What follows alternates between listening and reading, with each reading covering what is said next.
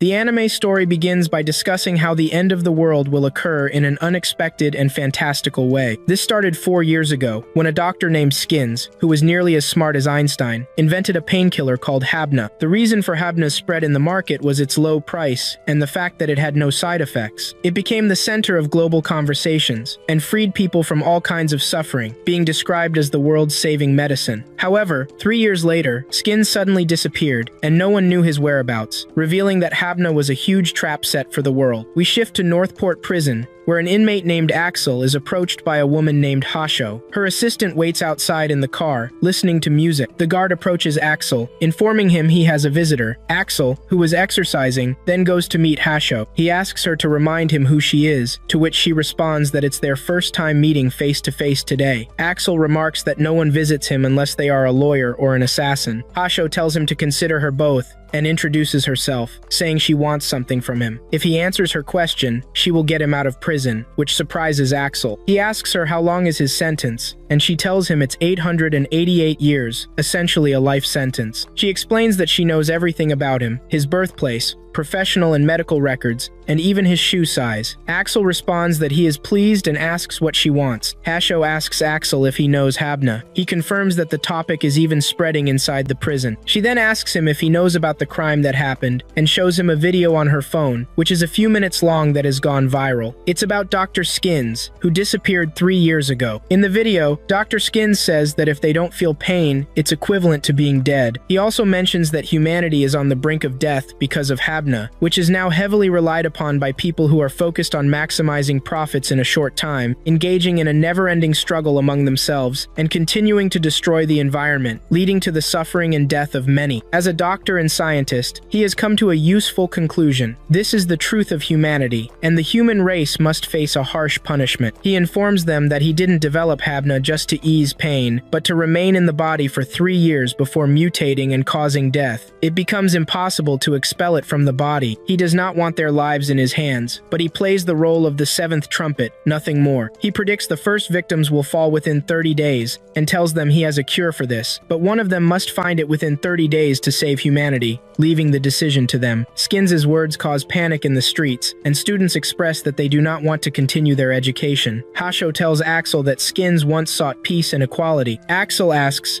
"And now he's become a devil upon his return?" Then the guard returns to Axel and tells him that visiting time is over. Hasho asks Axel to find Skins. That's her request. Before Axel leaves with the guard, he asks Hasho if she knows everything about him. She replies, "Of course." He asks if she knows he has a terrible habit of escaping from prison. The guards tell Axel to hurry, but he pushes the guard and tells him there's no need to rush, which angers the guard. The guard draws his weapon, but Axel manages to hit him, knocking him to the ground. Axel takes the guard's weapon, points it at Hasho, and asks one of the other guards to unshackle him. Once that's done, Axel runs to escape, continuing to move from floor to floor. Although several guards try to catch him, he jumps from the upper floor and continues to flee, avoiding the guards' blows while delivering strikes to them, so they can't catch him. They almost corner him, but he jumps to another floor. When he lands, one of the guards is waiting for him and grabs him. Axel, however, does not give up and fights back, managing to break free from the guard's grip. The guard tries to hit Axel, but Axel succeeds in knocking him down before continuing his escape while avoiding strikes from the other guards. He climbs high until he reaches an exit, pulls out the gun he has, and fires until he creates an opening to get out. He jumps through the opening and ascends to the roof of the prison, continuing his escape. Meanwhile, Hasho's assistant receives a call from her, informing him that Axel has escaped. She asks him to bring the car, saying Axel has transformed into a bird that flew out of its cage. The assistant moves quickly. We shift to a student named Leland, who has been protesting against attending school due to the imminent threat of death from Habna. A girl named Chris approaches him and asks how he is. She tells him he looks good, and he confirms he is indeed happy. She asks if the world's crisis makes him this happy. He responds that this isn't the reason. He enjoys not having to go to school anymore and not being obliged to do so. Chris hits him and calls him a fool. Then she spots a cat and tries to approach and grab it, but the cat moves away from her. Chris says it's not cute. We switch back to Hasho and her assistant, who asks Elena to monitor police communications and the GPS system. The assistant remarks that the police might have killed Axel. Hasho says that's unlikely, as it's not that simple. We transition to Elena, who reports that the police haven't found him yet. We then look at a newscast showing that people are rioting, causing causing destruction and fires while broadcasting live from high officials, urging people to calm down and behave properly. There are also programs hosting a prominent doctor who informs the public that the government cannot produce an antidote for Habna within 30 days. All of this has impacted the collapse of the economy, leading people to engage in riots and prepare for wars among the populace. The pharmaceutical company has banned Habna from the markets and ceased its production and distribution to pharmacies. Next, we find Axel walking happily through the city when a police officer approaches him, asking about his attire. The officer jokes about whether prison clothes are trending now or if he is escaping. Axel laughs and replies that they are indeed fashionable at the moment, and questions whether anyone would go through all this trouble themselves. He then starts joking around with the officer. The officer acknowledges Axel's point and advises him to head home due to the ongoing riots. After the officer departs, he receives a phone call informing him about the escape of an inmate named Axel, with plans to send his photo. As the officer is receiving the message, Axel changes his course, heads into a clothing store, and changes clothes before moving to the train station, going to another city. We shift to Hasho's office, where her boss tells her that the situation has worsened. Since they learn she is investigating the matter, they have left no trace behind. He tells her they must maintain complete confidentiality. Hasho inquires about the development of Habna, and he admits that the situation is very difficult and time-limited. She insists they must find Dr. Skins. He responds that's the current state of affairs and asks about their last member. She informs him that he escaped, but she is determined to catch him. The boss says he is their last hope of finding Skins. Next, we find Axel,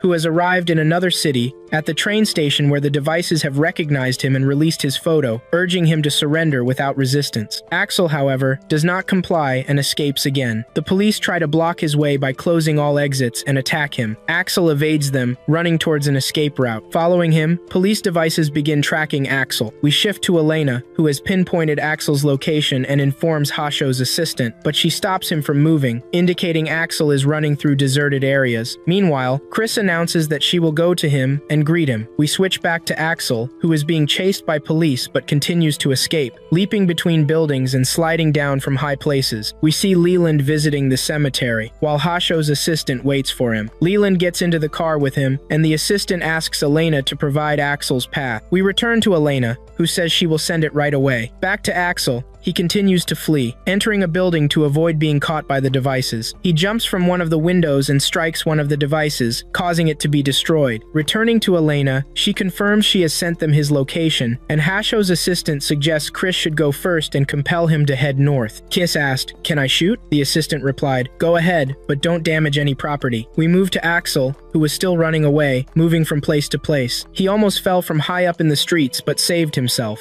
After that, Chris shot at him to change his direction. When she did that, Hasho's assistant hurried to him. When Axel reached the end of the road, the assistant was right behind him and told him to stop and end this show now, asking him to raise his hands. Axel said, "So you're the one who brought me to this spot, right?" The assistant replied, "I won't die before I see your face. At least tell me your name." The assistant told him his name was Douglas. Axel said, "Then write this on my grave. A man died at the hands of a coward named Douglas who shot him from behind." Douglas said to him, "You're provoking me to fight you up close," and told him this was his end, saying no one has wings to fly either. He asked if Axel wanted to try. Axel jumped from the top of the building and grabbed Leland's helicopter, which led to him landing on the big car. After that, he caught the pole on the road and came down to the ground. Chris took a picture of him and got closer, saying, "You're amazing." Axel replied, "Honestly, I was running away." Chris said, "It doesn't matter," and asked to take a picture with him. When she got close, she electrocuted him, which caused him to lose consciousness. We moved to Hasho and her crew. Axel woke up from his unconsciousness and was looking around when he came to, not knowing where he was. Elena was hiding from him because she was scared. Then the rest of the team came in, and Chris said to him, "It's good to see you awake." Axel replied, "I saw all of you in my sleep." Douglas told him, "No, we were with you before you fell asleep." Hasho appeared on the screen and told him that she finally met him. Axel said to her, "I don't know you. Who are you?" Hasho replied, "We are Lazarus," and said, "We welcome you with us."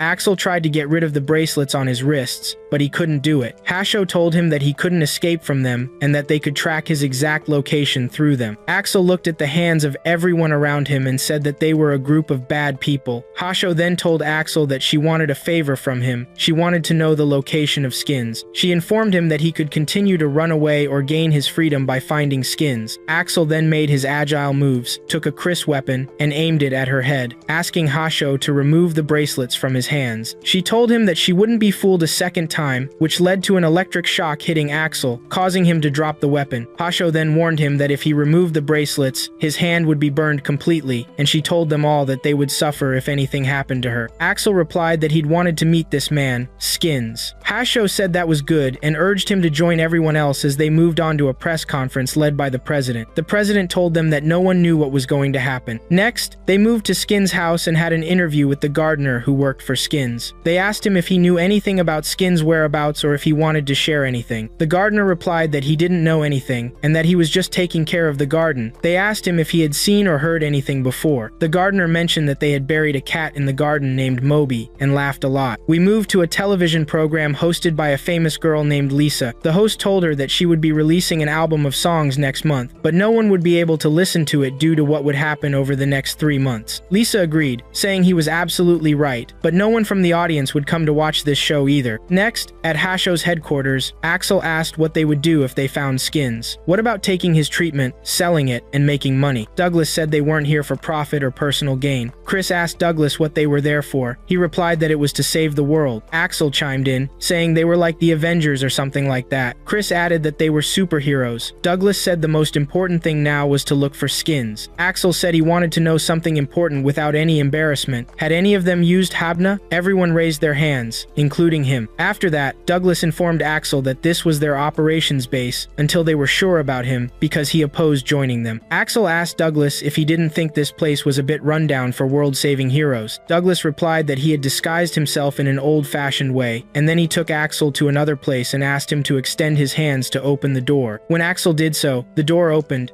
and Douglas told him that they had scanned his hands while he was sleeping. Next, we moved to their meeting room, where Douglas introduced them to the target, Skins, stating he was born in Istanbul, had no children or wife, and both his parents had died, leaving him alone to this day. He told them that Skins had attended several higher universities and had been nicknamed the second Einstein. Chris asked if they should talk more about his personality. Douglas explained that Skins had won 3 Nobel Prizes but donated them to charities. He was reportedly very humble in his life, and even gave up patenting the drugs he developed. Hasho interjected, noting that he was a very famous activist who participated in all peace protests and was a strong supporter of climate change. He attended many environmental summits and also spoke at the United Nations, urging countries to do more in his speeches, one of which was among the most important he delivered in the United States. In that speech, he warned that in 3 years the snow in the Arctic would melt, and that would be the beginning, urging them to act quickly to avoid losing control. However, many countries did not take his speech seriously, leading them to leave the conference. After that, he disappeared without leaving a trace. Chris remarked that he seemed like a real person but also had some wicked actions. Leland commented that he was a very ordinary person and then asked Douglas if there were any eyewitness reports online. Leland said he hadn't seen any, but there was one thing. Skins was helping the poor and gave his subway seat to an elderly woman. Leland remarked that he seemed like a good person in general. Axel added that he believed this man was a saint. Douglas questioned why this man wanted to destroy the world if he was good. Hasho concluded that regardless, no information had been found since his disappearance 3 years ago, and it appeared that no one could pinpoint his location anywhere. Axel asked, "Do you want me to believe he was in one place this whole time?" Leland mentioned he might be dead, while Douglas suggested he could be assuming a different identity. Chris speculated that he could be in some kind of disguise. Elena chimed in, claiming she thought she found something about him. After that, each pair took their respective cars. Hasho mentioned that Axel and Chris would head to a shelter to search for Skins, while Douglas and Leland visited their offices. And you, Elena, try to reach out to as many surveillance cameras around the world as you can if possible, and then run facial recognition on Dr. Skins, she was told. Elena responded, sure, and started her task. Hasho added that if Skins changed his appearance, this plan wouldn't work, but they had no other option. We moved to Chris and Axel on their way. Chris asked Axel if he was in prison, right? She inquired about how many years he spent there. Axel replied, I think it was up to 888. Suddenly, Chris stopped, aimed her gun at Axel, and told him to get out of the car, calling him a crazy person. She told him she wouldn't drive with a criminal like him.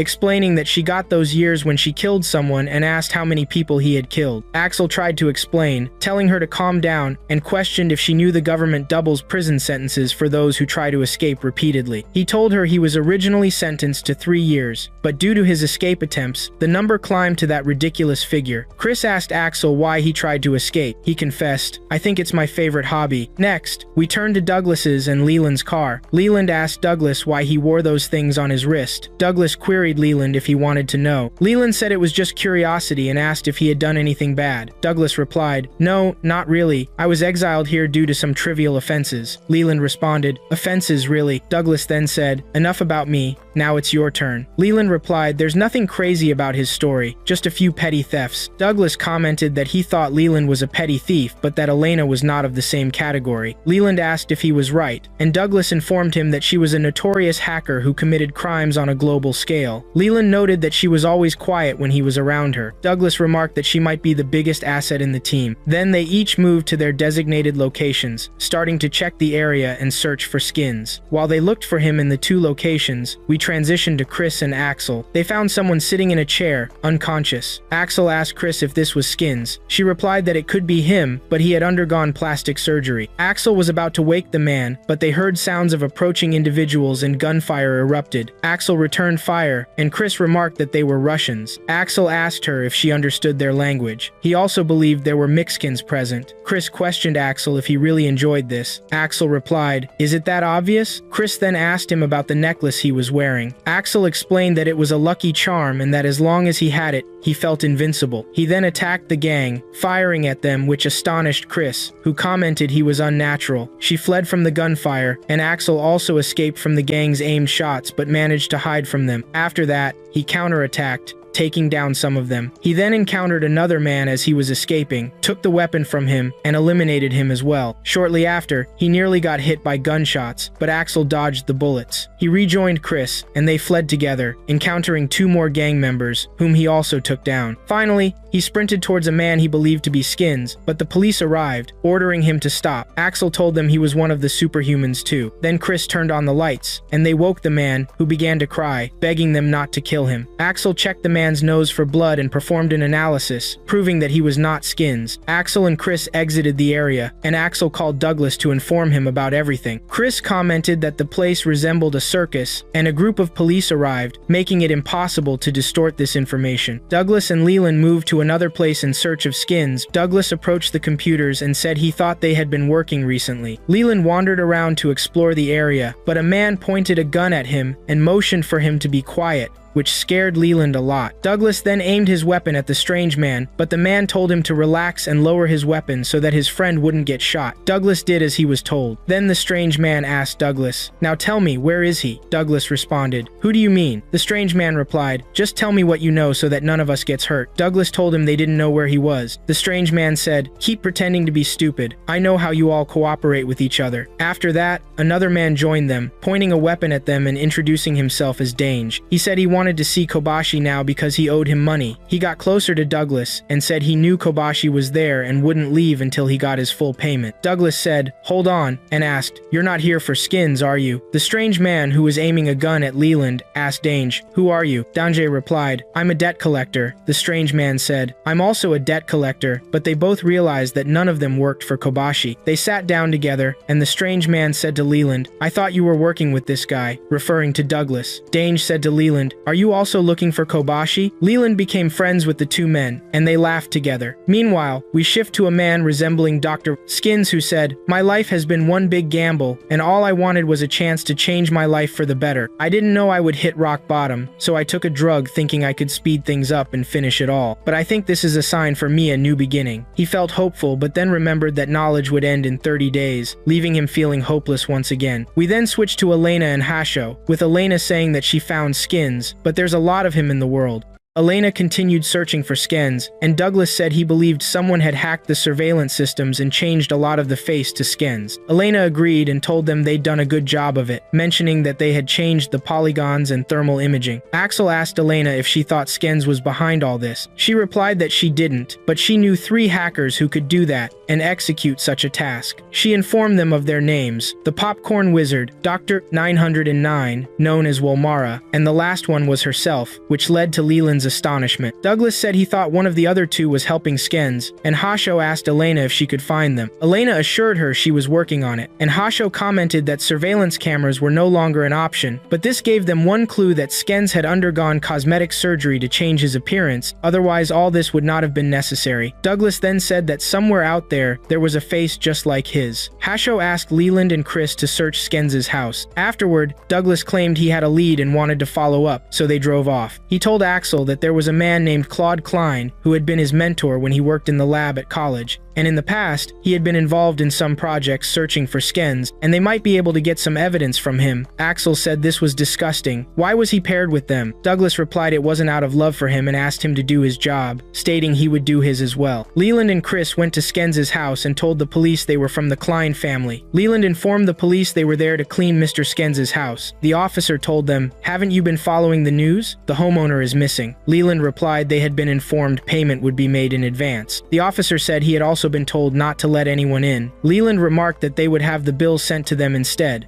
annoying the officers. Leland further informed them there was also a cancellation fee. If they approved it without finishing their work, they would be charged a considerable amount. Next, we moved to Stanford Hospital, where Axel and Douglas went. Axel asked Douglas where his mentor was. Douglas told him he had retired, and they had no information about him. There was a rumor he had become homeless. Axel responded that if that was the case, he could help him find him. Douglas replied that would be great. We shifted back to Skins' house, where Leland and Chris were passing through the police, and Chris told Leland she was not the type to hide from anything. Leland asked her what she was doing before she joined them. Chris replied that she had traveled around the world as a secret agent. They then entered Skins' house. We moved back to Douglas and Axel after going to a homeless shelter. Axel told Douglas he knew the head of the homeless, who was a former jailmate named Jerry. He approached, but Douglas did not walk with Axel. Axel asked Douglas if he was scared. Douglas answered there was nothing to make him fear anything. When they approached, Axel gave him a light punch and told him not to pretend to be strong in front of him. Then we switched back to Chris and Leland as they searched for any evidence to help them locate Skins. Back to Douglas and Axel. They were searching for Jerry, Axel's friend. Each of them asked different homeless individuals, but no one directed them to Jerry. Then we returned to Chris and Leland, who showed signs of exhaustion from hard work and intensive searching. Leland said there was nothing useful here. Chris replied, "Of course, because the police had already searched it and demolished the place." While Chris was putting her hands under the seat, she found a pill from a treatment. Leland asked Chris if this was for warts. She replied she didn't think so and believed it was a treatment for warts. Leland said, "Are you joking?" She confirmed she was just kidding. We transitioned back to Douglas and Axel. One of the homeless said to Axel, "You're not one of us, are you?" and told him that Jill was the one running things there. Axel asked, "Who is Jill?" The homeless person pointed out she was directly behind him. When Axel looked back, Jill surprised him, hugged him, and told him she hadn't seen him in a while. Axel told Jill he had missed her too and mentioned how she had turned into a woman. Jerry replied that he had indeed become a woman and called himself Jill. Axel told her he was happy with her new look, to which Jill responded that she missed him and hugged him again, making Douglas feel disgusted. We then moved to Jill's tent, where she asked Axel if he still thought he was in jail. Axel answered he was out again. Jill asked if it was an escape. He replied, "Kind of." She then asked what brought him there. Douglas said to Jill they were looking for a person named Claude, and that he had been told he could be found here. He almost showed her his picture, but Jill signaled Douglas not to do that. Jill informed Douglas that she was a transgender woman with a criminal record, and had also gone bankrupt. She noted this was not a rare story, and mentioned that some people were happy about the end of the world even if they said so. Those people had circumstances that forced them to come here, so good treatment means not digging into anyone's past. Douglas told Jill that when he was an academic researcher, a man once said to him that there wasn't a black Einstein, and it was impossible for people like them to win a Nobel Prize no matter how hard they tried. He ended up hitting him. The man was the university dean, and Douglas was expelled due to his actions. However, Dr. Claude defended him until the last moment, and to this day, he hadn't thanked him. Jill then asked Douglas to see his picture. We transitioned to Dr. Claude, who who was playing chess. Douglas helped him win, after which Claude asked, "Is that you, Douglas?" Douglas replied it had been a long time. Then one of the homeless people challenged Axel to a basketball game. Claude and Douglas then moved to Claude's tent. Claude remarked to Douglas that he thought he would be surprised at how he had ended up. Douglas replied that he needed help from him and wanted to know where Skins was, asking if he knew where he might be. Claude said he had not talked to him in years and didn't know his whereabouts, also noting he didn't know humanity would end one day due to the drug he invented. Douglas insisted any information he had would be very helpful. Claude told Douglas he believed Skins was a good man, who others saw like that, but he was obsessed and blindingly focused on everything around him. This had made him a nuisance to everyone he worked with. It was exhausting, and he knew he couldn't deal with it, so he cut ties with him. But when he saw Skins rising to fame, he felt jealous and desperately wanted to surpass him and leave a mark on this world. This frustration drove him to falsify his research results, leading to his expulsion from the university. He concluded by mentioning that once, he and Douglas had a discussion about baklava. Douglas reminded him it was an Eastern sweet. Claude explained that Skins had told him his grandmother made him the best baklava in the world, praising it for its magical recipe and saying no one else could make it like her. He mentioned she lived somewhere in Istanbul, but he didn't know if she was still alive or had passed away. Douglas thanked Claude, expressing his gratitude for defending him before. Meanwhile, Axel was in a challenge and won against the homeless man. Douglas approached Jill and asked her if she knew Douglas before. Jill replied no, they had just met recently. She told him Axel was one of those people who can adapt anywhere easily, even in jail, but he suddenly disappears. She said Axel was a real puzzle. After Axel finished winning against the homeless man, he asked Douglas if he had found the evidence he was looking for. Douglas replied, "Of course." Axel then said goodbye to Jill, who also bid him farewell, asking him to come back again. They moved to Hasho's headquarters, and they were looking for anything that could lead them to Skin's grandmother. Elena told them to look at this and informed them that she had found a place called the High Crime Zone, where there were no cameras or data available. Douglas said it seemed like a special hiding spot, and Skins could be there. Leland pointed out that they might be walking into a trap, and Chris said this couldn't be denied. Axel suggested they should go see for themselves. Elena mentioned that it took 6 hours to get there and told them to take the hypercube to Istanbul. Hasho said this was their only option. They traveled using the hypercube and arrived in Istanbul. Leland said they finally made it, and Axel asked Leland why he was dressed like that. Leland explained that he was told it would be better to disguise himself since the place wasn't safe enough. Axel asked if he thought it was true. Leland replied that it was, and then Axel left him and they set off to explore the city. There were people lurking around, and we returned to Hasho's headquarters. Elena told Hasho that they were dealing with people hiding their identities, so she laid out some floating traps and monitored all transactions passing through the node point. She conducted a false disassembly of the multiple compression functions of the hash algorithm. Hasho told Elena she needed to explain it to her in simpler terms. Elena responded that they were bait. We shift to Axel and Leland, who while wandering around the city, were surrounded by some criminals, causing Leland to panic a lot. However, Axel told Leland to run to save his life. The criminals attacked them, but Axel fought back and hit them a few times. After that, he took Leland and they ran away, but the criminals were chasing them. Axel managed to grab a moving car and helped Leland get in. They then jumped from the top of the car while it was moving. While they were escaping across the rooftops in the city, Leland fell into one of the houses. The criminals caught him, intending to rob him. One of the criminals brandished a hatchet, but Axel came in and started hitting the criminals, taking them down. Just as the criminal with the hatchet was about to strike Leland, he said they had come there to eat some baklava made by Ms. Belinda. Upon hearing this, the criminals immediately stopped and began listening to them. We moved to Hasho's headquarters, where Chris asked Douglas what's up with the Istanbul team. Douglas replied he hadn't heard anything about them. Chris inquired if they were dead. Douglas said he didn't think so because their indicators suggested they were still alive. Chris asked why Hasho chose Leland to go with Axel instead of the rest of them. Douglas answered that Leland seemed to be a descendant. We switched to Istanbul, where they went to Belinda's house. Belinda opened the door for them and told them they were the boys who came to meet her from outside the city. Leland responded, "Of course." After that, Belinda served the criminals some sweets, which made them very happy, and they left. She then invited Axel and Leland in, and presented them with the baklava they had requested. They ate it and loved it a lot. Belinda asked Axel if he could introduce himself. Axel asked her not to tell anyone that they were secret agents. Belinda inquired if he meant like James Bond. Axel confirmed that it was something like that and said they accepted transparency these days. Belinda asked if they had permission to kill. Axel responded, "Of course," which surprised her. Belinda said they were there for her grandson and informed them she hadn't seen him him in many years, and that she hadn't hidden him, but nobody ever asked. We switch back to Hasho, who said that patience is a virtue. We return to Belinda's house, where she told them that Skins lost his parents when he was young, so she raised him. He was an ordinary boy, a crying child with a good heart. There was nothing odd about him. Regardless of the years or the chaos he caused, he was still the grandson she raised. Leland mentioned he had seen the flower before. Belinda replied that Skins brought it for her, and she thought it was a rare kind of tulip. Axel asked Belinda when was the last time she talked to Skins. She told him about 3 years ago and said he had sent her a video. She made them watch the video, where Skins told her he hadn't been able to visit her because he was busy, but he wanted to come to taste her baklava and asked her to take care of herself until he could visit her. Leland said he didn't think this kind of man would commit a heinous crime. Axel started searching the place and said he believed Skins was watching this area to check on Belinda. Axel found a surveillance camera and said, "Hey Skins, I know you can see me, and I want you to remember my face because I'll come and crush you." We switched to Elena and Hasho. Elena told Hasho she had captured the criminals and discovered that the missing wallet belonged to Dr. 909. She said it was time for destruction.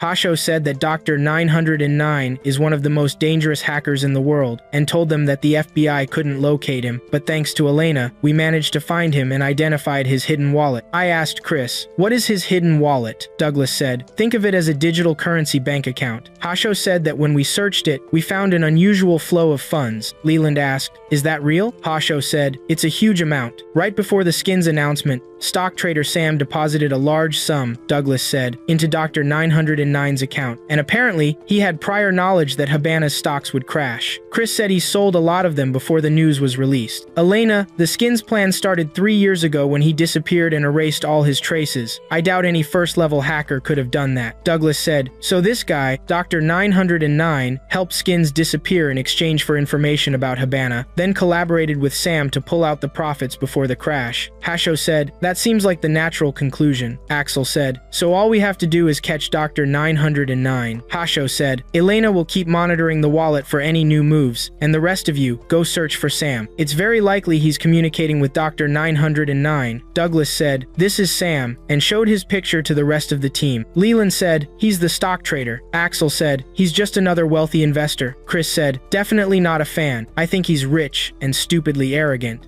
Douglas said, "He thinks he's a big star and keeps women waiting." Leland said, "Why don't we search for him online?" and showed a video of him taking the Habana stocks and telling them there's nothing to worry about while celebrating with everyone. He also said this thing is the only thing he likes to keep in his private club and that it's one of the sharpest things there. This made them feel disgusted after watching the video. Axel asked, "So how do we even meet these fools?" Douglas said, "Sam holds a party every week at his club and picks a new girl to join him. That's how." When they arrived there, Leland asked, "Why are you dressed as a woman?" Douglas said, "Just to be safe. We don't know what type of girl this guy prefers." Axel said to Leland, "I think this outfit suits you well," and moved closer to him. Douglas asked them to stop joking around. Chris said, "It's impossible they booked Visionar as the DJ tonight." Axel asked, "Is he famous?" Leland said, "Don't you know him?" Chris said, "Time to have fun." Douglas said, "Remember what we're here for." We switched to Elena, who ran into a problem and asked Hasho, "Elena, what's the issue?" Elena told her it was about the deposit locations from the past 2 weeks, showing her the places. Hasho said, "These deposits happened everywhere in the world." Elena added, "And more than that, they were made through ATMs." Hasho said, "That means he used someone else to make these deposits for him and avoid being tracked." Elena said, "That doesn't make sense. He has to meet them in person to pass the access device." Hasho said, "Anyway, the cameras on the ATMs should have caught someone making the deposits." Elena said, "Okay, I'll try to look into it." We switched to Sam's club. Douglas said, "We're going in now to carry out the mission as 2 teams. Obviously, we can't bring any weapons." He told Chris and Leland their job was to attract Sam with a dazzling show, and if they managed to get in contact with him, lure him to a secluded spot.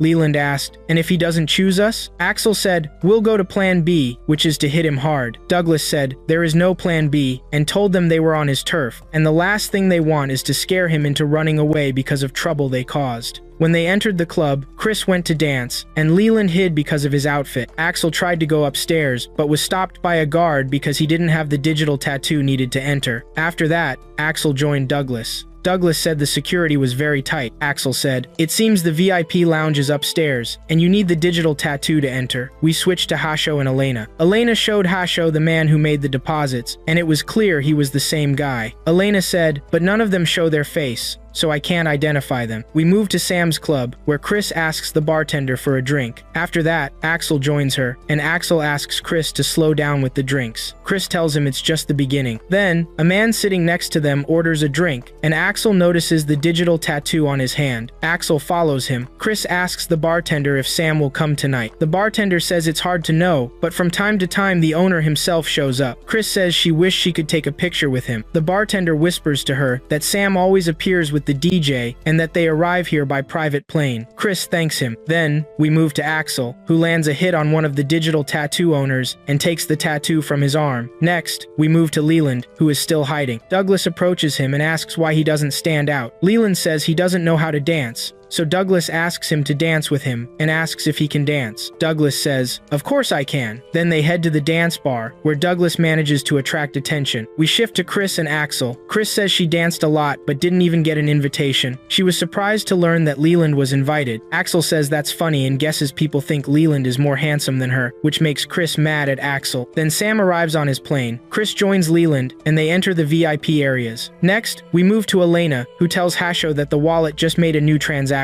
She asks Hasho where it is, and Hasho says it's in Babylonia, which is very close to them. Back to Sam's club, Sam introduces them to DJ Vinchar, the party's coordinator. They all welcome him, causing the women to scream with excitement. Douglas says it's good that they've connected with Sam. Axel says, "When's it our turn?" Then Chris introduces herself and Leland to Sam and the coordinator, and they sit down with them. Chris asks Sam about the stocks and if they're making money. One of Sam's friends says they have AI handling all the trades for them. Sam says the Delta stock is dropping. One of the women explains it's because of Habna. Sam says he thinks so and adds that women don't understand anything. He also says Skins is amazing. Chris asks one of the girls, "Aren't you afraid Habna will kill us?" Sam replies, "Why be afraid? There will be another cure for it, and it will save us." Sam's friend adds, "And we'll make millions off it too." Sam says they always do this. He hugs Chris and Leland, assuming they're girls, but Leland steps back. Chris says he's very shy. The coordinator says he likes that, then asks them to go somewhere private and they leave. Sam says it's time for drinks. Axel and Douglas go up to the VIP floor. The guard stops them, but Axel shows him the digital tattoo, and they're allowed through. Next, the coordinator talks to Leland, saying he doesn't like the other girls because they're naked, and he doesn't care about them. He says the person he likes is someone nobody has ever touched before. Leland tells the coordinator that his set will start soon. The coordinator says he leaves all the songs and such to the AI, and he doesn't care about music at all. The only reason he's a coordinator is because the girls like him. Then one of the workers tells the coordinator it's time for his special show. We move to Elena, who finds the man handling the deposits. She asks Hasho where he is now, and Elena says he is in Babylonia City. There's footage from the last half hour, showing the man going up to the roof and heading to a helicopter. Elena tries to take a picture of him but can't get a clear shot from the front. The image is distorted. Elena says she succeeded anyway and that she's seen this man before. Hasho says he's the coordinator. Elena says that makes sense because he's always at parties traveling around the world, and he handles all the transactions. Then we move to Axel and Douglas as they almost reach the upper floor but are caught by the guards. One guard asks them where they got the digital tattoos. Then we shift to Sam, who tells his friends the women are chasing money, so that's why he did what he did to them with his special punch cup. He tells his friends to do whatever they want. Then Sam moves closer to Chris. She tells him to stop getting close to her. Sam says, "Don't worry, you're in my private club, and the police would never come here. I'll make sure the punch makes you forget everything," Chris says to Sam. "So, you like preying on women?" Sam is surprised because Chris isn't affected by his special drink. Chris tells Sam that his cheap party drugs don't affect her. She hits him, then gets closer and slaps him. Then she hits him several times more, and finally kicks him, causing him to fall off the roof onto the coordinator below. We move to Axel and Douglas after they discover that Dr. 909 is the coordinator. Axel and Douglas take down the guards with some blows, disarm them, and grab their weapons. Leland also escapes from the place. Sam says to the coordinator after hearing gunfire, "This isn't good, let's get out of here." Next, we switch to Chris after she takes down one of the guards. She then saves Leland from being chased by another guard. Then Douglas exchanges gunfire with the guards and disappears alongside Axel. Axel tells them that Sam and the coordinator are trying to escape by plane. Leland says he will get the car immediately. After that, Sam and the coordinator get on the plane. Axel and Chris try to catch up, but they're held back because they're busy taking down some guards. Sam orders the plane to take off.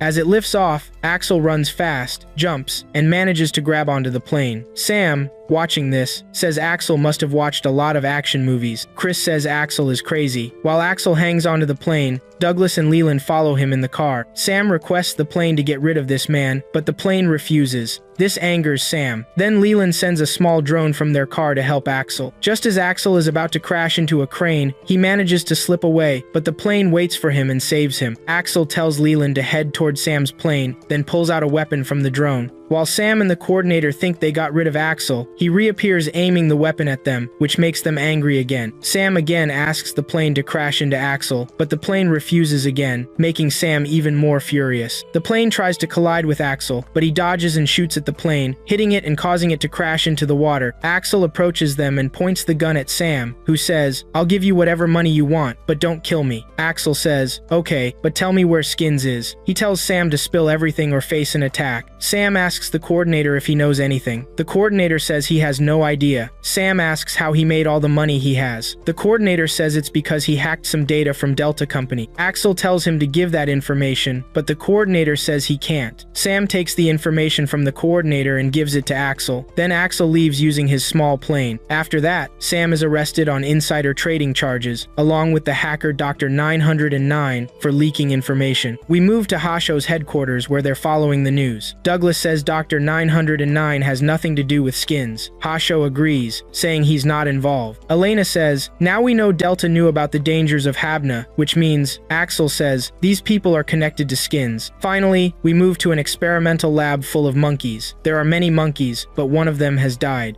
We moved to the president's house, and he was sleeping. After that, he woke up, threw the phone, and hit the walls, which led to it breaking. Then we moved to Hasho's headquarters, and Douglas said that Dr. 909 had hacked into the Delta data leaders. There, he learned about the Habana threat, and more importantly, that Delta was responsible for the secret experiments on Habana. So, it's likely that Delta knew exactly how dangerous the drug was. Douglas showed them an image as part of the evidence. DeLand asked Hasho to look at the image, and she said it was among the pictures they took from 909, and she had no idea what it was. Axel said, "What if the company is conspiring with Skins? Then all the experiments could be fake." Douglas replied that it was possible, and the summary here is that he might be connected to Skins. Elena, do you have anything new? She told him that she hadn't found data from the secret experiments, but she found something strange. She told them about a person who was uploading music from their servers weekly to an audio site called SoundCloud. Chris said it could be a music lover, and DeLand asked, "What's strange about that?" Elena replied, "Well, listen to this." And she played them a clip, but they didn't understand anything. Douglas asked Elena to open the clip in another program, and when she did, strange files appeared. Hasho said after getting closer to the screen that these were the secret files of the experiments. Douglas asked, "Can you tell the difference?" She said, "Of course, at a basic level." Chris questioned, "If so, why are they encrypting the experiment data and then uploading it to social media?" Elena explained because they want it to reach someone who prefers to stay hidden. DeLand said, "So this person." Chris interrupted, "It's Skins." Axel said, "We now have a lot of documents on them, so let's go welcome them." Afterward, they went to the Delta building. Chris said, "There are no tall buildings to jump from to reach them." DeLand used his spy plane, but it failed because they had a jamming device. Douglas mentioned they have an underground parking lot and that it's not connected inside the building. While Chris continued monitoring, she spotted Axel on his way to the building, entering easily, but it caught the guard's attention. When he got to the elevator, the guards approached him and got in with him. Inside the elevator, they searched him thoroughly. He said to Douglas, who was outside the company, "I can't believe he went there alone and even went up." Then we switched to the elevator, where Axel was in a constant fight with 4 guards. The fight took a long time, but Axel eventually took them out alone. After that, he exited the elevator and went to the president, putting the phone against his head from behind, asking him not to move. He also asked him to disable all security systems for his sake. The president said, "I can't do that," Axel insisted. "I told you, please." Then the president canceled the activation of the security system. After that, Axel sat in front of him and showed him the experiments on the screen, which surprised the president, who asked, "Who are you?" Axel also video called his friends. Douglas told the president, "We know you uploaded it online." The president asked Axel, "What do you want from me? Money?" Axel said he wanted to know Skin's location. The president replied, "No one is more desperate than me to know where he is. He hasn't disclosed his location to us before, and we had no means to contact him, so we had to go through all this trouble just to send the data." Douglas asked the president, "Did you know Habana would mutate?" The president said, "And becomes toxic?" "No,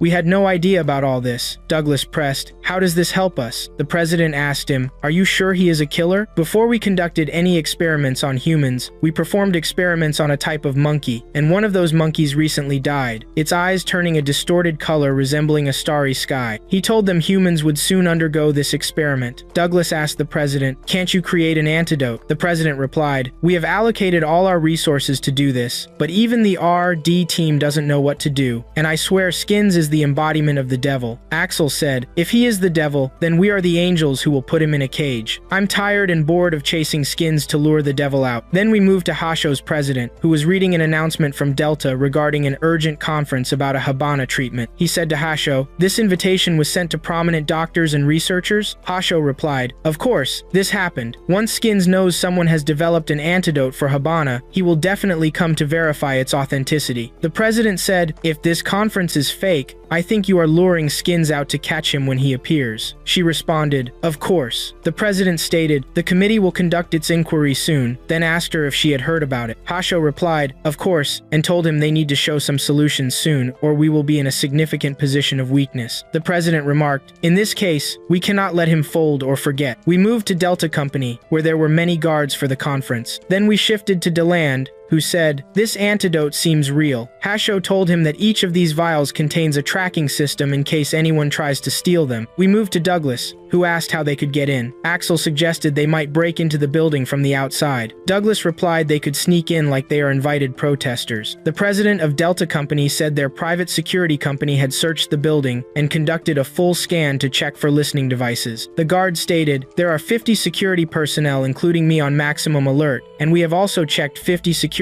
guards, so it's hard for Skins to place a spy among us. Deland commented, if we attract Skins' attention and if our hacker gets into the system, then what? Hasho said, here comes Elena, and Elena explained that Delta has one of the primary networks for handling secret information and another network for managing all vital building processes. Chris asked, what's the connection between them? Elena answered that the primary network located here is isolated from all other communications, and the wall is protected, so no wireless signal can pass, and smartphones didn't know about it and needed to use ordinary phones. Deland asked, is it possible for the hacker to surrender? Elena said, no, the stronger the security, the less the hackers can resist. Plus, we attracted them by leaving the primary network accessible from the outside. Hasho said, things are about to start, and asked them to prepare well. Axel declared, come on, Skins, let's celebrate now. Then we moved to Delta Company, and many researchers and doctors came in one after the other. They asked them to hand over their smartphones, but a doctor forgot to submit his phone, which caught attention. Douglas asked Hasho, who is this? She answered, it's Dr. Patrick. Douglas inquired again, is he connected to Skins? She told him he was under his supervision. Douglas said, then it's better to keep an eye on him, and Douglas followed him to the stage. Next, we switched to the president and asked him, Doctor, are you feeling better now, Mr. President? The president replied, of course, I'm sorry for your worry about me, and informed them he had fallen into a deep depression because he saw Skins as the devil. But these men told me that we must fight regardless of anything, and I agreed to follow this advice, but I just forgot how to fight well. I had the best sleep I've had in a long time last night. After that, the conference began, and President Ahmed thanked them for attending. He knew they were busy, but he wouldn't take much of their time and told them they had found a treatment for Habana. While he was spreading the news, Hasho's teammates were already in their positions. We switched to Douglas, who passed by someone heading to the bathroom. Then we moved to Elena, who said, an alert has been triggered, and someone is attempting to pass through. The source of the attempt is the North Pole. Hasho asked, are they soldiers? Elena replied, no, they are fakes. I'm tracking multiple access points from all over. Then the power went out at the conference too. Elena said this room has a special generator, so there's no problem, and informed them that the network had not been breached yet. Elena stated that the perpetrator is inside the building, and asked anyone to go check the breaker room now. Deland said, I'll go, and he left. Axel questioned, what about the person in the bathroom? And he immediately went after him. Douglas told security to monitor the exits and not let anyone out and asked Chris to come to him. Axel checked the bathroom, but the man wasn't malicious. We then moved to Deland, who stated, there's no issue in the breaker room. After that, one of the attendees ran toward the antidote and injected himself, declaring, "Now I have been saved," and Hasho said, "Get him so we can find out who he is." Douglas did that and told them, "I didn't make you despise the treatment alone, you fools," and we moved to Axel, who continues searching. After that, a girl broke into the building and disabled everything inside, but Elena fixed everything again that we see. However, the girl took control of the air conditioning and made the weather very hot. After that, she breached the core and Elena said, "We are under attack from 50 locations."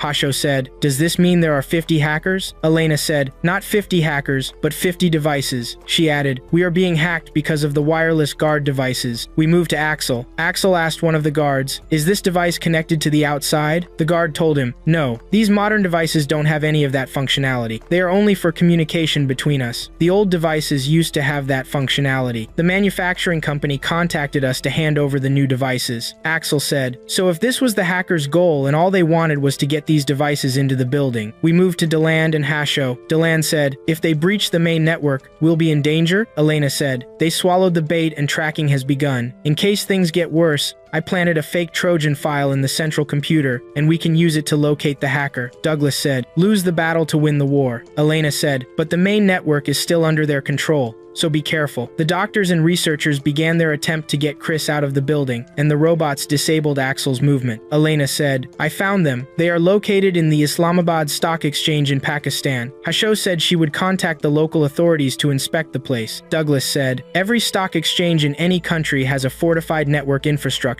If it's breached, enough bandwidth is exposed to allow the hacker to launch a massive cyber attack." We moved to the Islamabad Stock Exchange. When the police arrived, the hackers immediately left. The police informed Hasho that no one was there. Elena said, "They are moving now, but how can they move with that much data traffic from up in the mountains?" We moved to the hacker girl after she escaped from the police. She grabbed her computer again and said, "Let me see this cure." She said, "I think everything is fake, just as I expected," and then threw away the computer. Elena said, "Unfortunately, they escaped." She told them that she was sure they parked their mobile base near the stock exchange to distract us. Chris said, "This means we've lost the battle and the war." After that, Elena received a call from the hacker, who calls herself Popcorn Witch. She said to her, "This is so great, big salute to you," and told her that she was very close to uncovering her. "This is really impressive." She then hung up. Elena tried to keep her on the line, but didn't succeed.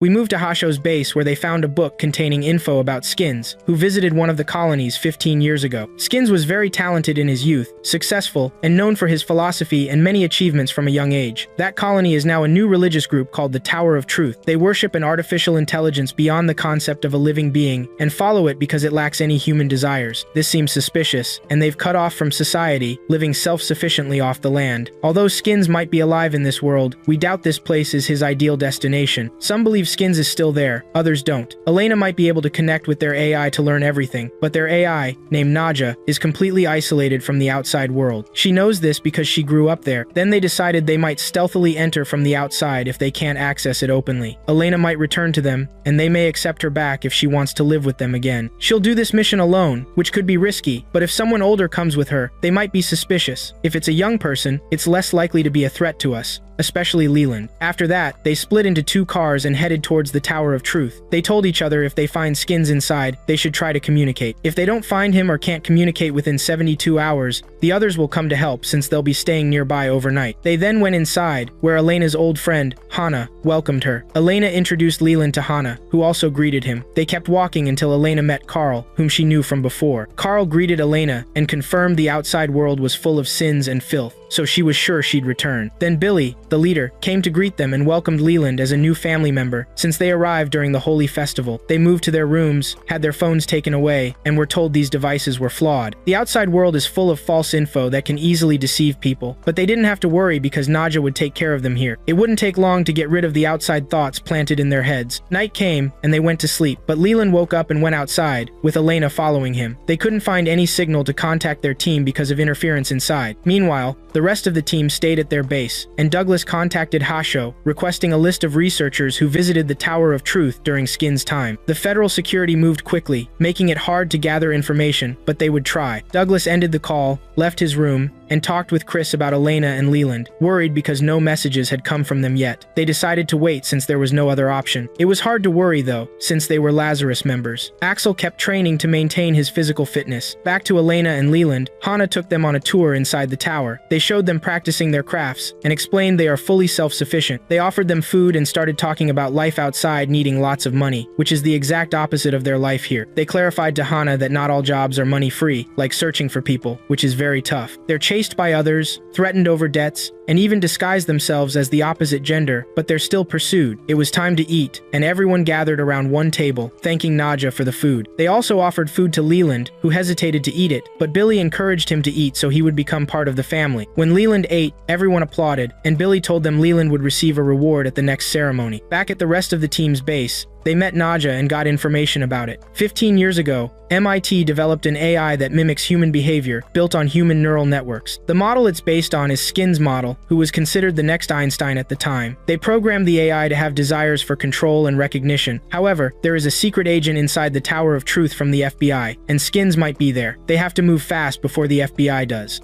Then we moved to the Tower of Truth, and while they were performing the rituals, Leland and Elena went outside and agreed that they would look for records related to Skins. However, Hannah learned about this because she was listening to them without them seeing her. Night fell, and they sneaked into Naga's place and cut the power, but they didn't cut the main power to Naga. When the guards went to fix the electricity, they entered Naga's headquarters and hacked into the internal systems to get information about Skins. While Elena searched for information on Skins, Leland kept watch. Elena downloaded the local drives from Naga and the entire memory, but then the connection to the devices was cut off. Billy and some guards appeared to arrest them, but Leland tried to escape with Elena. They were surrounded by guards, and Carl and Hannah also showed up, telling them that the outside world still affected all of them, and that they would be cleansed at the upcoming festival of the sacrament before Naga. Next, we shift to the rest of the team at the shelter, who obtained a file containing information about Billy, indicating that he was one of the researchers when AIT was with Skins, and that he was a leader in the Tower of Truth, obsessed with Naga. He had taken Naga from MIT without permission and established this cult. Then the cult cut all communication with the outside world, and became an institution created to control and dominate humans. However, this Naga is a copy of Skins, and he might want to destroy the world like Skins. We then moved to Leland and Elena after they were thrown into prison, wondering about the upcoming Purification Festival and what it was. Elena didn't know about it since it didn't happen when she lived with them. The purification involves taking people to a place where no one is, akin to exiling them. Then Hannah came to them and told them that those people are burned to be purified, and they will be burned alive. After that, their bodies will be disposed of, so that the world doesn't become tainted again. When Elena tried to persuade Hannah to help her, Hannah refused because she was here in service to Naga. Although she wanted to be like Elena, she endured life in this place and was angry because Elena escaped on her own without taking her with her. Then Elena tried again to persuade Hannah, telling her they might escape together, but everyone in the Tower of Truth denies the outside world and doesn't know anything about it. Elena was scared at first, but when she tried it, it became easy. But Hannah was unaffected and nearly left again. However, Leland told her about the smoke signal in his bag if she had the courage to light it. We then transitioned to the next day when the sacrament began, and Leland and Elena were tied up in front of the fire. When they were lowered into the fire, Hannah ran quickly and threw the smoke signal next to the fire, which caused Axel to see her and move quickly. Then we returned to the Tower of Truth. When they saw the red smoke, they entered the tower. Billy pressed the button to break the seal and activated it, claiming this time was a journey for their souls. The rest of the Lazarus team then arrived and saved the remaining team members, but the fire was fully ignited inside the tower. Everyone was ready to die for Naga, and the fire was fully lit, and Billy was also killed and burned. Then help came from the federal office, and they extinguished the raging fire, rescuing some people from inside.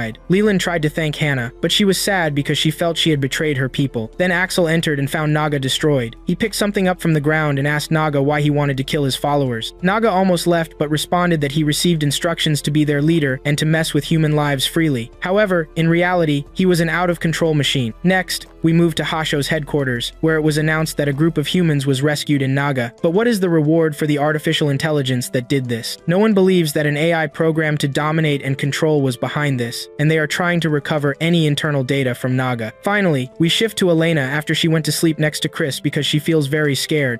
The next day, Chris was amazed by Axel's skills because he was 23 years old, though she thought he was 28 or 29. Douglas was also the same age, which surprised Chris again, as she thought Douglas was 40. Leland wanted to know Chris's age and guessed she was 30, but she didn't answer him. He told her he could call her ma'am, which annoyed her, and she pinched him. They finished preparing the food, and Axel used the fire gun after fixing it. He aimed it at the food, causing a fire. Elena came to them and asked what happened. Then they gathered together and watched news about the last piece of ice breaking off in the North Pole. Leland showed them a video of Skins correcting his statement, explaining that all the North Pole ice would melt. This video was from 3 years ago and had recently gone viral again on social media. Axel saw that all of Skins' predictions were coming true. Leland told them they started following Skins as a role model, but Chris thought they described him as a terrorist. Douglas believed this could cause a third world war. No one cared about the Habna problem anymore, but if Skins was right, deaths would begin within 15 days. Chris joked that a world war would reduce people more than Habna, but Leland objected to her joke. Hasho came to them saying they should start now, and that their research had returned to square one. Even the FBI agents who attacked Truth Tower didn't find anything related to Skins, and the founder Naja was artificial intelligence designed on Skins' brain pattern. However, the FBI concluded that the man himself wasn't involved in anything. Chris asked about the next step, but Douglas thought it was time to go back to the beginning, and they should take another look at Skins' video. They moved to watch Skins' video, then Chris stopped it and asked what was the seventh trumpet that Skins talked about. Hasho knew it was something from the New Testament recorded in historical books containing information about the future. Douglas completed the rest of the information about future events, meteors, volcanoes, wars, and their effects, all caused by human arrogance. Douglas went to see the analyst after the analysis was completed. Then we moved to a group of people riding a boat in the sea, sailing somewhere. Then we moved to Hasho's headquarters waiting for the final output of data created by Naja. Leland asked if this was like Naja's dying message. Hasho thought this was a way to try to pass a message in the end. Chris joked again, and Douglas objected to this joke, telling her to take the matter seriously. Axel thought it was a phone number and searched for it on his phone. Hasho also thought it might be a code, and Elena searched for it too. Douglas thought it might be map coordinates, but when Axel called the number, it turned out to be a store and the number was wrong. Elena found something, but didn't know its meaning either. Douglas discovered they were geographical coordinates in UTM format, often used by the military. He showed them the 4 locations they pointed to, and the others were surprised that they were all in the sea. Hasho discovered these cities had sunk in the last decade. Elena searched and found that Skins had bought land in all these places right before they sank into the sea. Hasho wondered why he bought them, but Axel suggested they weren't getting anywhere and asked them to go on a trip to Skins' sea resort. Then we moved to Hasho's leader, who was communicating with her in a video call. He asked Hasho about the possibility of Skins hiding in any of these places. Hasho thought it would be difficult to find him there, but she was confident there was a reason he bought all this land. However, there was a problem because these lands disappeared due to global warming, and they didn't get much evidence. Then we moved to Abel, Hasho's leader, who is with Liz on their way to Rembrandt's party because Rembrandt's works are Abel's favorite and he enjoys listening to them. Liza saw Abel as sensitive, while people described him as a cold-hearted realist, and thought he was artificial intelligence, not human, which surprised Abel because it was the first time he heard this. After they arrived, Liza told Abel not to let emotion kill his career, but Abel didn't need reminding because he hadn't forgotten. Then we moved to Elena, who was trying to connect between the island and Skins' location. Then we moved to Douglas on his way to one of Skins' lands. Douglas's car broke down, causing him to get out and continue on foot. He met some people and communicated with them in sign language. Then we moved to Elena, who succeeded in finding something important. Then we moved to Axel, continuing his journey, reaching the boat harbor and renting a boat to sail. Then we moved back to Elena, who prepared drinks and snacks for relaxation time. Then we moved to Leland, who wants to rent a yacht to sail in his city. Then we moved to Chris after she also requested a yacht to sail to her island at her own expense. Then we moved to Elena, who is now informed about each of the 4 individuals at their locations. Everyone began moving to their designated locations and informing each other. Leland began asking if the Lazarus party would be dissolved after finding Skins, and that he would feel sad when this happened. They dived to Skins' submerged lands to search for any clue to reach him. Chris started to believe Skins wanted them to see nature from a different perspective. Then we moved to Axel, and when he boarded his boat, he found the boat driver was injured. Axel asked how he got injured. The driver told him the injury was from fish when he tried to catch one, but he didn't feel pain because he was created without moral sensitivity. And not just him, but everyone there. Axel discovered the driver didn't take Habna either. Axel shared this news about the boat with his colleagues and told them the driver remembered Skins visiting the city when he was young. The driver told them they didn't have any money at that time, and Mr. Skins came and bought the island for them, giving them enough money and a new life. Douglas asked Elena to track the money spent on the other lands, which made Douglas angry because he couldn't understand Skins. Then we moved to Hasho and Abel. Abel told her Rembrandt was called the Master of Light because he was a painter who knew the truth of things depending on how they were illuminated. Hasho wasn't interested in this talk and wanted to know what Abel wanted to discuss with her. He apologized because he knew her feelings towards Skins and considered that he had exploited this, but no one forced Hasho to do anything. She told him not to worry about her as she made the decision, but she wanted answers to many questions. Abel told her that regarding a prison in Arizona, the army started investigating the matter. Hasho asked if he meant Axel. Abel said, of course, and in addition to the Schiphol airport incident, but Hasho believed Axel was capable of revealing everything. Then we moved to Elena, who told them Skins visited this city 15 years ago as part of a fundraising campaign following the same steps in the other islands. He bought the land and gave the residents a lot of money to move to start a good life elsewhere. Douglas thought the reason, which was the lack of feeling physical pain, was the origin of the Habna drug. He asked Elena if she knew where the donated genes were studied. Elena told him at the LaHaye Institute, but this place was closed after the Habna incident. However, Elena would try to find the names of those who worked at this place during the same period. Then we moved to Axel, wondering if Naja knew what Skins was doing on these islands, and that he saw Skins as a father. Then we moved to Leland, who said they feel like they're living Skins' life at the agency by searching for him. Axel expected Skins wanted them to do exactly this, feel what he felt by following his footsteps. Douglas thought they were still dancing in the palm of Skins' hand. Then we moved to Abel and Hasho. Abel thought Skins sold his soul to the devil and turned into another person, but Hasho denied this because Skins was very honest, almost to a fault, and this world wasn't a suitable place for him. When she told him that, Skins said to her, why can't the world be honest? But she's sure he wants someone to go and find him, and Abel believed this too. Then we moved to Elena, who found a data archive containing a list of researchers associated with the LaHaye Institute. Then Elena found someone they know well. Then we moved to Chris, who also met the same woman and tried to pretend she didn't see her, but the woman grabbed her from behind and welcomed her, causing Chris to feel afraid.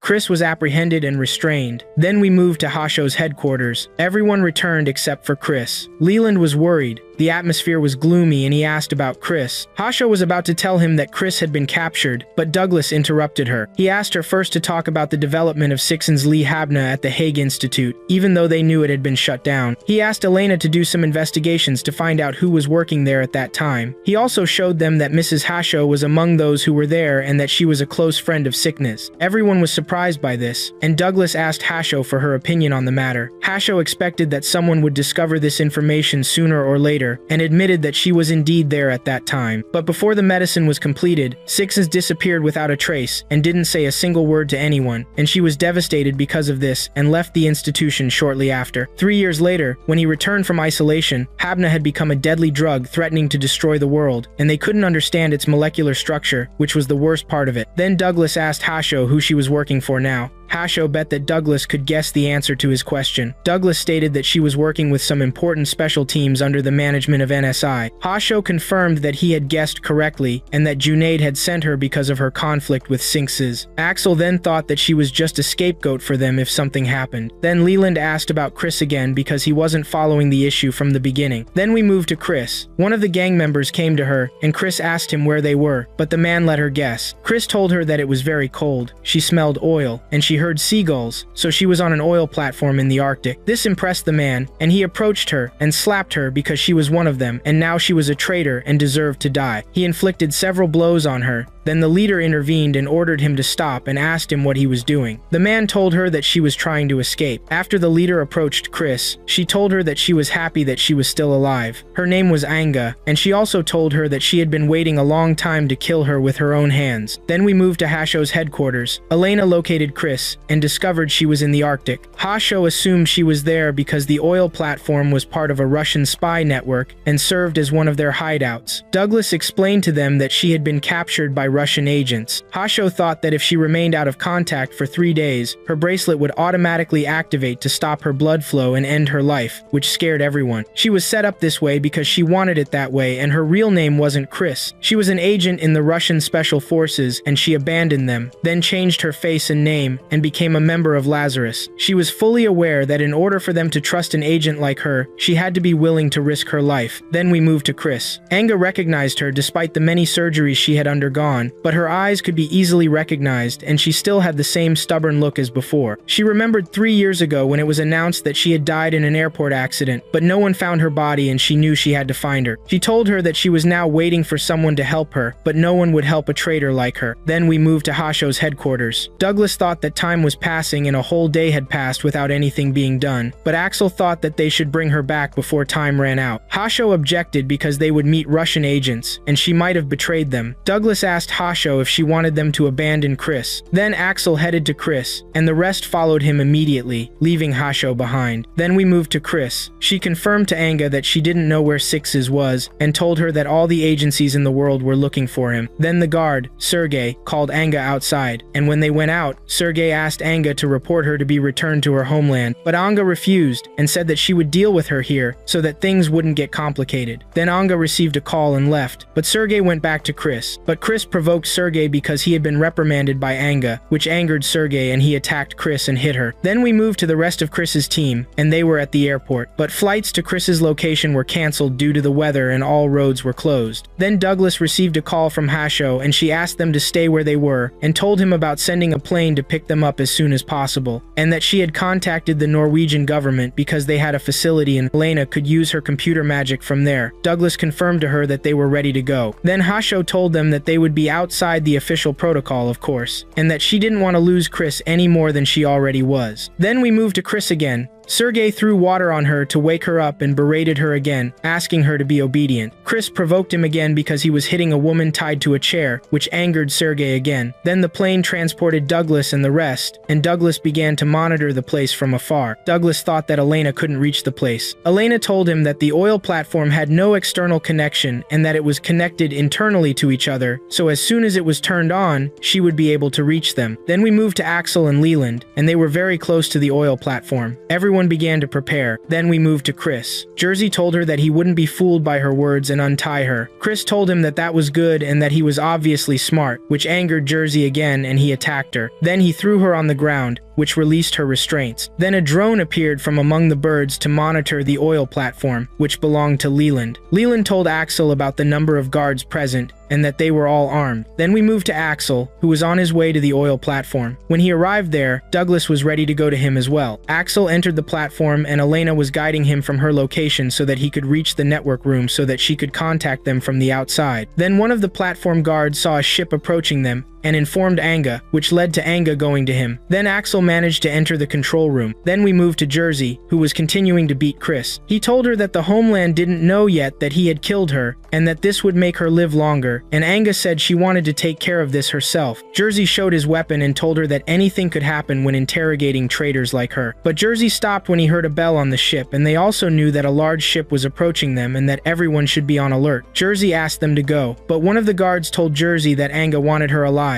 You know that, don't you? But he felt afraid of Jersey's look at him and left. Then Axel succeeded in introducing his bracelet to the control room. We moved to Elena and she immediately hacked into the network. Then the ship collided with the oil platform, causing a large explosion. Douglas also approached the ship with his weapon. Then Anga distributed the guards to their places. Chris struck Jersey, who was surprised by this, but Jersey attacked her again and tried to slam her into the walls, but he didn't succeed in that. Chris struck him, causing Jersey to fall to the ground, and succeeded in releasing her restraints. Then we moved to Elena, and she informed them that she had found Chris, and told them about her location. Then Axel moved to her quickly. Then one of the guards informed Anga that the ship was without a leader, and Anga quickly understood that it was a trap and asked them to search for the intruders, and directed blows at the platform and the guards. Axel continued to go to Chris, and eliminated some of the guards that Leland had told him about, and Douglas helped him with this by approaching the platform. One of the guards tried to hit Douglas, but he was surprised by Leland's presence. Axel continued to eliminate the guards, and Jersey woke up and saw Axel and threatened him, and went to meet him in the other direction, and launched a surprise attack on Axel. When Leland saw that Axel had been attacked, he used his drone to help and get rid of one of the guards surrounding Axel. Axel launched attacks on Jersey, but Jersey physically overpowered Axel. Then Leland's location was revealed, and one of the guards opened fire on him, causing his boat to explode. Douglas went to Leland to help him immediately. The battle between Axel and Jersey continued. Jersey threw Axel into into the fire, but he was helped by Elena's controls and was saved from the fire, and she directed him in the right direction. After Axel finished eliminating one of the guards, Chris was behind him, but she was very tired. Then Axel supported her and asked her if she could walk. "Let's go." But Chris asked Axel why he was here and asked him to leave her because she didn't deserve to be saved. But Axel didn't care about her past or anyone else on the team and didn't want to hear anything from her. When the guards saw them heading towards them, he told her that he was saving her for his own sake. Then the oil platform exploded completely, and Axel asked Chris to stay here until he returned from eliminating these guards. Then Anga came to Chris and told her that over the past 3 years, she had been thinking about her and that she had been waiting for this moment to kill her. Chris agreed to be shot because she was always ready to die at Anga's hands. But Anga couldn't believe Chris because she was a traitor to her. When Chris saw Anga after 3 years, she couldn't move and remembered their meeting. After she changed her appearance and name, but she couldn't change her heart. Then Anga asked her why she had disappeared from her and left her behind. Then she told Chris that when she was at the airport in the past, her heart stopped beating and she was written down on the death list. But she survived and thought she could make everyone believe she was dead. By doing this, she could escape from the agency, and if she had managed to escape, they would have killed Angela. That's why she needed to be dead. She also remembered when they were close friends, and she asked her to run away, but Angela didn't agree to that. Then she returned to her present and told her that Angela had not given up on her death this time. When she aimed at her, Chris grabbed Angela's hand until Jersey arrived and told them that the traitor had to die. He fired, but Angela took the bullet and died in Chris's arms. Then Axel appeared and took care of Jersey. Next, we move to Elena, who is asking Axel to hurry because the platform is about to explode completely. Chris felt deep sadness for Angela after her death, but Angela told her that she was happy to see her, even if this was her last time. She asked her to go live her life for both of them, which caused Chris to feel internal pain amidst all the explosions. Then Axel went to Chris, took her, and jumped into the water before they could die from the explosions and the platform collapsing on them. He tried to swim to the surface but found it difficult. Douglas moved to save him, but Axel used his mind and was able to get out of the water easily, which surprised everyone. Everyone was saved, leading to Hasho and Elena's happiness.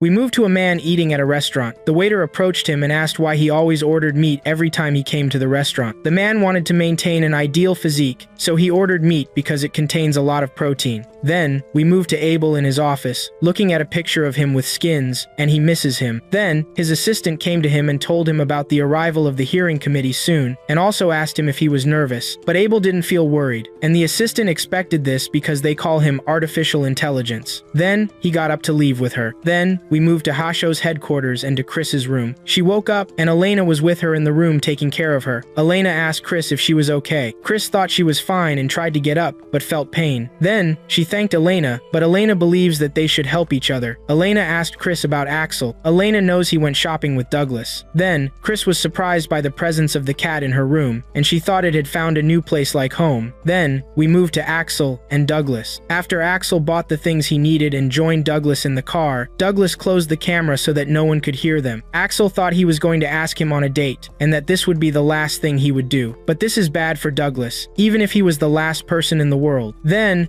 Douglas asked Axel if after they find skins, will they get the freedom they were promised. But Axel thought this was very difficult because they knew too many of their secrets. Since Lazarus has separated from national security, they will protect them all. Douglas agreed with him on this and is sure that they are already trying to figure that out. Then, we move to Abel, who is going to attend the hearing committee. Abel met a friend from the army named Hayes and greeted him. Hayes was about to introduce Abel to his friend, but Hayes' friend entered the hall and will introduce himself later. After they entered, Abel's assistant asked about Hayes, and Abel told her that he is a leader in the army and that he was born to be a soldier. The other one is Schneider, a scientist from the intelligence division, and he doesn't know him much, but he knows that he is incredibly talented. Hasho was waiting for Abel in the hall. Then, the head of the committee spoke and said that they are now present to talk about the future of the AI accountants, Teams 5, known as Lazarus. Then, one of those present said that Team Lazarus was assembled for the purpose of capturing skins, and that he has concerns about their involvement in the shooting in the city, the helicopter crash, the massive fire in the temple, and the oil field fires in Russia. They confirmed this before. Regarding the oil field fire, Team Lazarus landed a strange military helicopter very close. No matter how you look at it, we can only conclude that Lazarus is involved in the above-mentioned incidents. Another man asked Abel for his opinion on this matter, but Abel did not object to this. A female official said that one of Lazarus's members was a former Russian agent. One of the men said that it is possible that he is leaking information to Russia. Another woman thought that this was another issue, and that this is a series of procedures not directly related to the capture of skins. Then, Schneider spoke, and wanted to see concrete evidence proving that Lazarus is definitely looking for skins, and that they were able to contact a member of Lazarus and convince him to testify. Then, the head of the committee asked to call the witness. Then, they opened the door, and Leland was the witness, which surprised Hasho and Abel's assistant. Then, we moved to Axel and Douglas. Douglas sees Leland carrying two different phones around, but he doesn't have any strong evidence, but he should keep this in mind. Then, we move back to the council, and the head of the committee asked Leland if he, as one of Lazarus's members, was monitoring their actions from the inside. When Leland answered that this was certain, the head of the committee asked him to confirm whether the operation in the Arctic was necessary to capture skins, but Leland told them that it was not for skins, but for Chris, and that it has no direct connection to skins. One of the officials saw that this operation escalated into an international incident that was launched to rescue one member of the team. Leland told them that it was of course to rescue Chris because she is indispensable to the team to catch skins. In other words, this operation is very important for the search for skins. The head of the committee asked Leland if it was okay even if it became an international incident. Leland said no, but their priority now is to catch skins. Then, Schneider asked if they were really searching for skins, or if they wanted to do something else, but Leland did not know any of these procedures. Then, Schneider asked about Axel, a member of their team, and that they do not have detailed information about him. Leland thought that the reason was that he was in prison, and no one knew this, and that he also escaped several times. So they are deliberately hiding the information. Schneider was surprised that he escaped from prison several times, but this is what Leland knows. Then, the head of the committee asked Leland to leave now, and his testimony ended. The president saw that the intentions of Team Lazarus were good, but they also caused many crimes. Then, one of the men entered the hall and told them that Skins had published a new clip. Then, we move to Chris as she tries to organize her clothes and finds a strange pill, and remembers that she has seen it before. Then, we move to the streets where the Skins clip is being spread,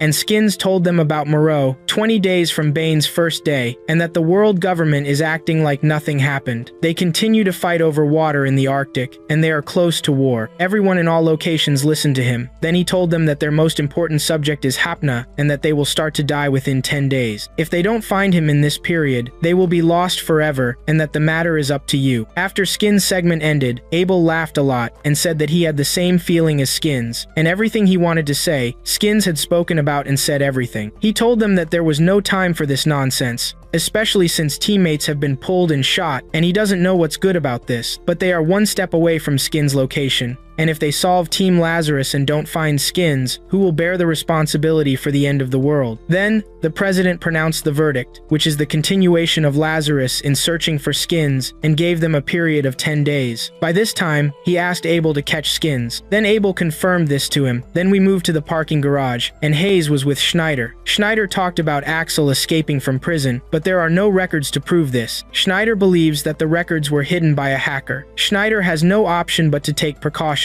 But Hayes is confident in Abel and that he is fully capable. But Schneider has a plan, which is to send someone no one knows, and he will be like a ghost, which made Hayes wonder about this. Then we moved to the judgment hall in the garage, and Abel was meeting with Hashu and his assistant until Leland came out. Hashu approached him and jokingly punched him because she thought he was going to tell the committee chairman everything. But Leland was joking, and it was on Abel's orders. Hashu asked Abel why he didn't tell her about this, because Abel believes that if he wants to deceive the enemy, he must deceive his allies first. Then he apologized to Hashu. Then the assistant asked Leland if the Army Intelligence Division had contacted him, but Leland didn't know who contacted him. Hashu saw that they thought Leland had turned against them, and they didn't know that you were a close friend of Abel and that he was basically his father. Then we moved to the man again, and he received a phone call and received a new assignment. Then we moved to Hashu's headquarters, and Douglas was sad because the first to die will be Skins, and he doesn't believe this. Then Chris and Elena joined them, and Elena told them that they had seen Skins' statement and also knew that he had not taken the antidote. Chris saw that they didn't have time to waste anymore, but Douglas had no other leads. Then Chris showed them the pill and asked them if they knew anything about it. Douglas asks what kind of treatment this is. Then Leland came to them, but he didn't enter the headquarters and kept looking at them from the outside. Then we moved to Hayes and Schneider, who are waiting for the man. Then he came to them at the specified time and greeted them, and introduced himself to them and that his name is Achiko, and he is Suryo's agent. He gave Hayes an identification card,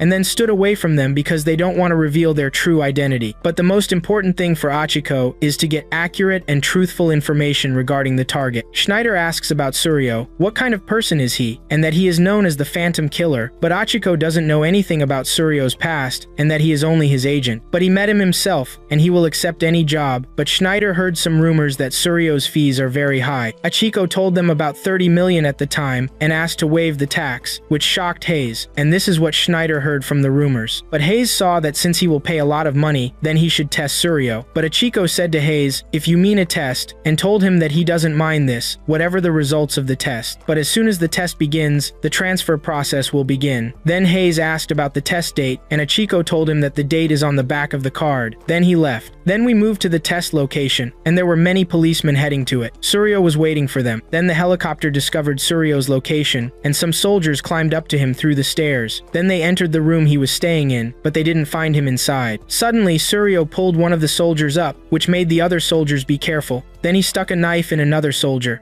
After that, the soldiers opened fire on him. Then it stopped. Then Suryo threw the rope at one of the soldiers, which made him fire at his friends. He cut off the head of one of the soldiers using the rope. Then he dropped the tied soldier to the ground and killed 2 of the soldiers alone. After that, he threw the knife at the last soldier in the room, which led to his head being cut off. Then the rest of the soldiers approached the room, but Suryo began to attack them and struck them with his weapon, which led to them falling to the ground. Then one of the other soldiers fired at him, but Suryo dodged the bullets and eliminated them. After that, and with all agility, he threw the knife at one of the soldiers, which led to his death. Then he landed on the rest of the soldiers and struck them with his weapon and eliminated them one after the other. Then he succeeded in the groups that were in the other building and tied them up and strangled them with the rope he had. After he finished, he stopped the specified time that ended in. Then the last soldier came and entered the building and found the rest of his friends dead and felt a great shock. Then Achiko came from behind him and said that Suryo has gone to the sea for a little bit now and photographed the dead to Hayes. Hayes was surprised that he had killed everyone alone. Then Schneider immediately sent the target to Achiko, which is Axel.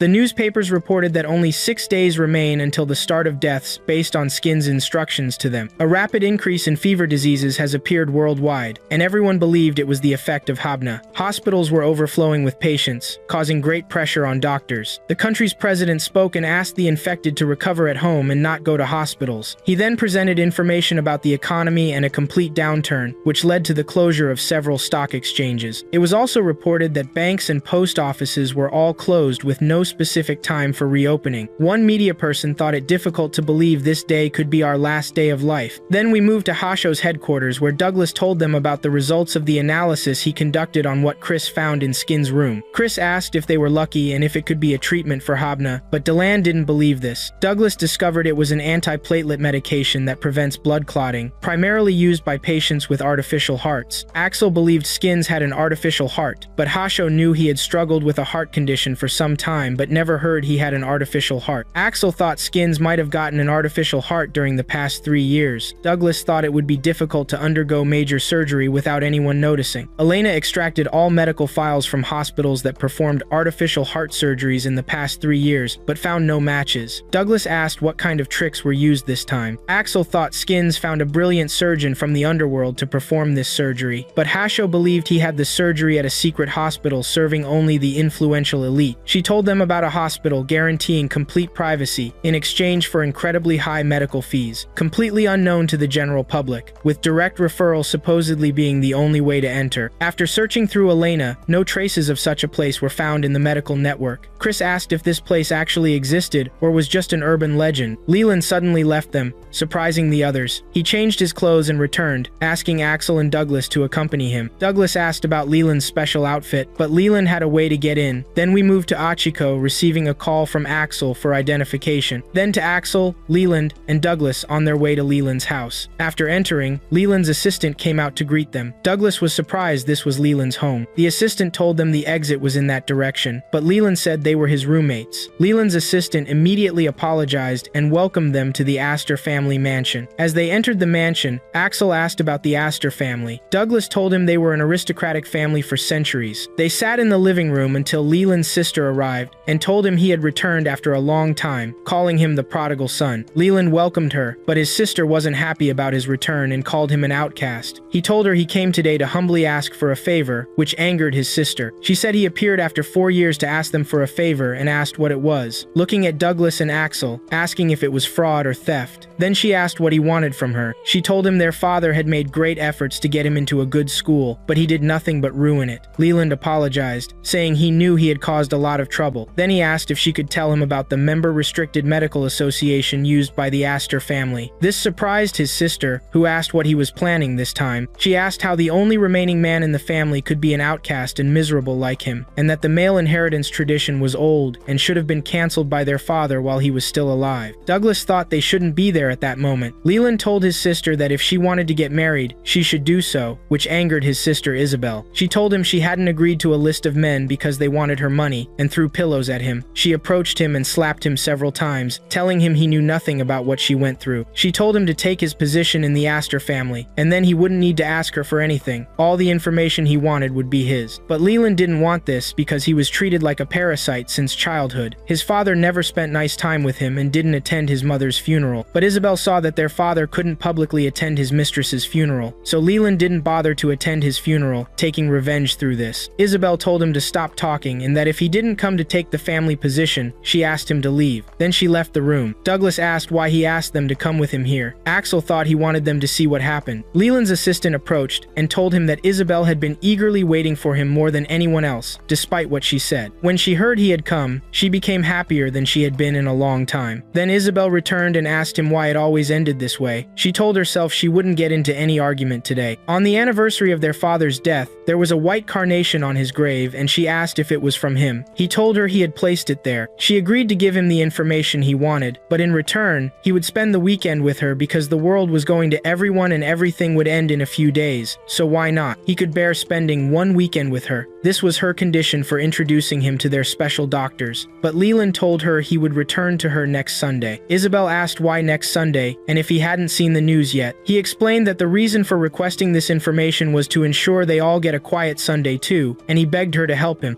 Then we move to Uchiko as he's eating his meal at his favorite restaurant. The waiter then brought him the rest of the food, and there was a fortune paper among them. Then we move to Leland, who's in a meeting with his family's private doctor. After that, the doctor came out to him and welcomed him warmly and canceled all her appointments for his sake. Then we moved to Abel's office where Hasho was with him, and he showed her a video and asked her to confirm something for him. Abel told her it was a video of part of the events at Chevelle Airport, but she thought all the videos had been confiscated by the US military. But Abel got data from backup copies through an insider informant, and these people tend to appear when the end of the world is just days away. Then Hasho was surprised when she saw Skinner, and Abel told her he was there 12 minutes before the incident. Hasho confirmed it was him, but Abel thought Skinner was there trying to smuggle the first prototype of Hapna. Hasho believed Skinner wanted to leak his presence to the public, and Abel saw that this was the problem now. Then we moved to Leland at the hospital with the doctor. The doctor then showed her cigarettes, and told them she had stopped smoking for a while but couldn't continue because she found no point in resisting when the world was about to end. Then Leland asked if they were looking for Skinner, and asked her if he had undergone heart surgery at this hospital. He knew she shouldn't tell him this information, but this was the only lead they had that could lead them to Skinner, and he asked for her help greatly. Then she told him that at his father's funeral, he came to see something in a corner of the church and no one noticed him, but she understood. Even after his trouble with the law and his break with the Astor family, she knew he was a good-hearted child and thought this stage wasn't for hiding secrets from any agent or patient. She had been waiting for someone to come and ask her about this too because she couldn't take a secret like this to the grave. Then we moved to Abel's office, and he told her that Skinner was surrounded by police and military, but when one of the passengers accidentally dropped his bag, they shot at Skinner, which caused gas to leak from his bag that interfered with the cameras. Hasho wondered if Skinner had been arrested by military intelligence, and Abel thought that's what happened. Hasho saw that the reports about this being a terrorist attack with biochemical weapons were lies. Abel told her since they knew Skinner was smuggling the first prototype of Hapna, this must have been the gas that leaked from his bag during the shooting. Hasho thought the first prototype was strong enough to kill people instantly upon contact. Then she told him when Skinner returned to the lab after 3 months, he was a completely different person and shut himself off emotionally, not allowing anyone to get close to him. But Hapna appeared somewhere else unexpected.